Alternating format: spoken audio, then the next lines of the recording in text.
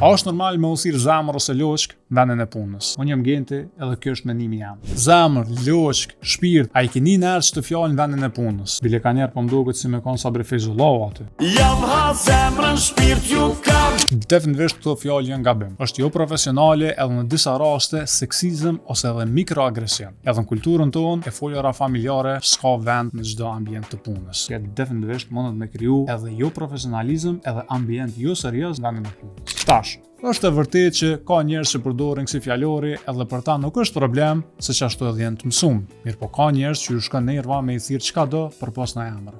Bile, edhe emrin mja u shkurtu do personave, vallai ju shkon boll nerva. Bile mu ka njerë ma bujnë e kivesh gent janë, se me dhe me kështu del boll gent. Për qëtë arsye, para disa kohë u shpik diçka që na e quajmë letë njeftim, që secili me u identifiku me emër të vet. Kështu që, në vend të punës, kryesore e ki për me shku edhe me punu, e dytësore e ki me bo naj shok ose shoqë. Po, definitivisht aty ki shku me kontribu, e jo me zgjenu me shtu followersa në Instagramin tënë. Pastaj, edhe fjallës si zemër, loçk, definitivisht mund me sjell keq kuptime që përfundojnë zakonisht me zemra të thyera. Shihni.